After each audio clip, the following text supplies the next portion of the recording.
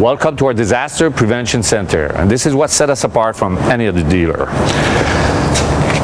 Brake pads, as you can see, we don't wait till they're totally shot before we change them.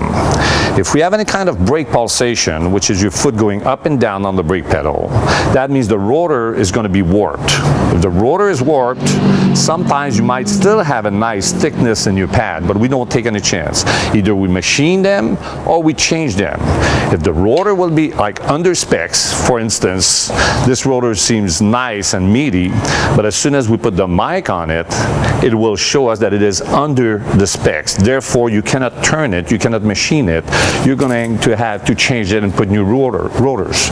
This is why we accumulated thousands over the years. Same thing goes with the hub bearing here. Hub bearing holds your wheel. If you have any kind of play in the bearing itself, your wheel will be going in and out. Therefore, you won't be able to align it, and it will cause a wear in your tires. Some of the tires on our trucks cost $500 a piece. So within a few months, few thousand miles, you could show a bad wear on your tires. Same thing goes along with the tie rods and the ball joints. We have thousands of tie rods and tie rod kits that we changed over the years. If there's any sort of play in here, that will cause some play in the steering wheel, which again will cause some wear on your tires that won't last very long. So all these components has to be changed, has to be applied. Even though if we have standards from the factory, the manufacturer will give us standard, but if our tech feels that there is too much play in it, we will change it anyway, because we will not be able to align it properly. Very often we're not going to change it. We're going to be okay within the specs. Once it goes to our alignment guy, our alignment man will say, hey, I cannot align it properly. It will be still pulling to the left or to the right.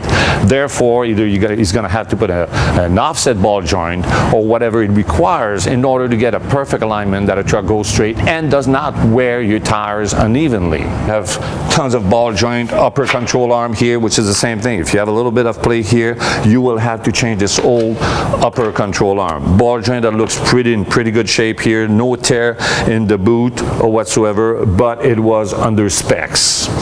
Very often we will be within the specs, but the tech will not feel good about it due to that we will have a problem to align the truck afterward, because I really don't want to see my customer coming back here with a tire that wears unevenly and make him unhappy. So therefore we're going to be very thorough in changing all kind of play in the tie rods or ball joint. We go to the extreme of checking our evaporator. Dodge is an excellent product, but unfortunately underneath the dash is located this evaporator, and that's the only way you can check it, is to check it from underneath the dash.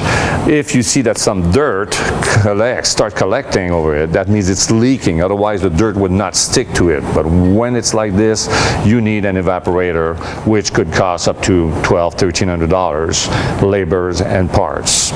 Everything is taken in consideration, such as seat track motor, which is $100 a piece. There's 3 of them on a driver's seat, or whichever has a power seat. Sometimes it's going to be just the driver's side, but if you have both of them, with the labor, you're looking at $400 or $500 changing the 3 motors and doing the labor as well.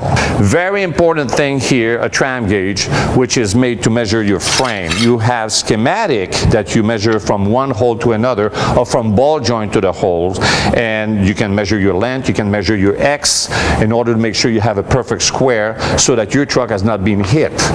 Sometimes you will have a truck that doesn't show that it has any accident. You will have a clean Carfax, but it could have been hit in the front, sideways. Your front hand is going to be moved on one side. You will not be able to align it, and the only real way that you'll be able to find out is to measure it with a tram gauge. We also have different extension that we can measure the entire frame of the truck here. Moving on to tie rods. This is a tie rod kit, an upgraded tie rod kit from Dodge.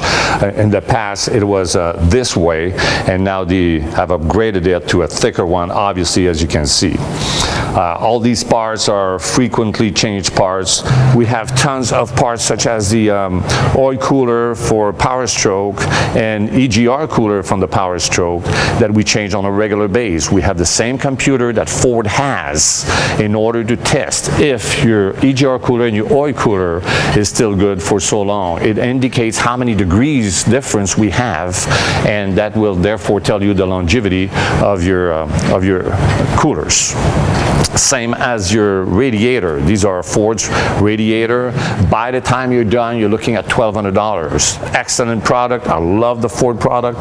Unfortunately, they leaks right here in the gap. So you might not have any problem unless you pressure test it. You have to pressure test them in order to force any kind of leak. And it has to be addressed. Otherwise, we don't want a customer leaving with horse trailer, for instance, and being stranded on the side of the road with his truck overheating.